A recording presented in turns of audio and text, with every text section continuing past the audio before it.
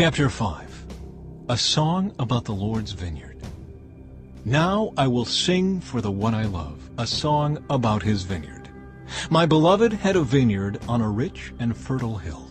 He plowed the land, cleared its stones, and planted it with the best vines. In the middle he built a watchtower and carved a winepress in the nearby rocks.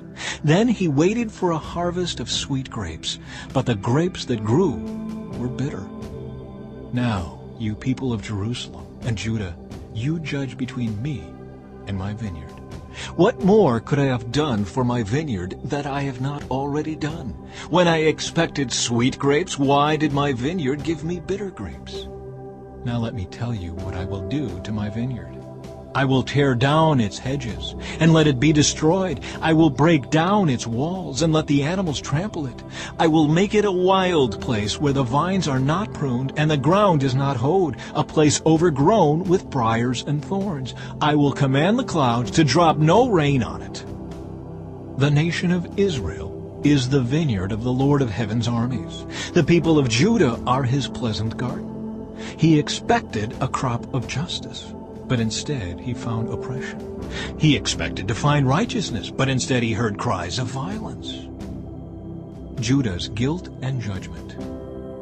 What sorrow for you who buy up house after house and field after field, until everyone is evicted and you live alone in the land. But I have heard the Lord of heaven's armies swear a solemn oath. Many houses will stand deserted, even beautiful mansions will be empty. 10 acres of vineyard will not produce even 6 gallons of wine. 10 baskets of seed will yield only 1 basket of grain. What sorrow for those who get up early in the morning looking for a drink of alcohol and spend long evenings drinking wine to make themselves flaming drunk. They furnish wine and lovely music at their grand parties, lyre and harp, tambourine and flute, but they never think about the Lord or notice what he is doing. So my people will go into exile far away because they do not know me. Those who are great and honored will starve, and the common people will die of thirst.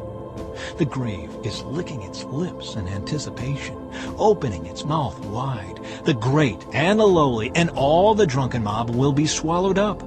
Humanity will be destroyed and people brought down. Even the arrogant will lower their eyes in humiliation. But the Lord of heaven's armies will be exalted by his justice. The holiness of God will be displayed by his righteousness.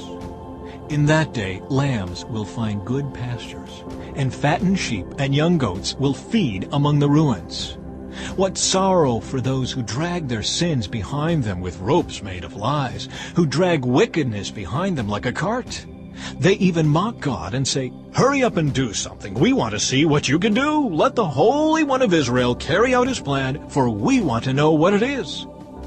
What sorrow for those who say that evil is good and good is evil, that dark is light and light is dark, that bitter is sweet and sweet is bitter. What sorrow for those who are wise in their own eyes and think themselves so clever. What sorrow for those who are heroes at drinking wine and boast about all the alcohol they can hold. They take bribes to let the wicked go free, and they punish the innocent. Therefore, just as fire licks up stubble and dry grass shrivels in the flame, so their roots will rot and their flowers wither. For they have rejected the law of the Lord of heaven's armies. They have despised the word of the Holy One of Israel. That is why the Lord's anger burns against his people, and why he has raised his fist to crush them. The mountains tremble, and the corpses of his people litter the streets like garbage. But even then the Lord's anger is not satisfied. His fist is still poised to strike. He will send a signal to distant nations far away, and whistle to those at the ends of the earth. They will come racing toward Jerusalem. They will not get tired or stumble. They will not stop for rest or sleep. Not a belt will be loose, not a sandal strap broken. Their arrows will be sharp and their bows ready for battle. Sparks will fly from their horses' hooves, and the wheels of their chariots will spin like a whirlwind. They will roar like lions, like the strongest of lions, growling. They will pounce on their victims and carry them off, and no one will be there to rescue them. They will roar over their victims on that day of destruction like the roaring of the sea. If someone looks across across the land, only darkness and distress will be seen. Even the light will be darkened by clouds.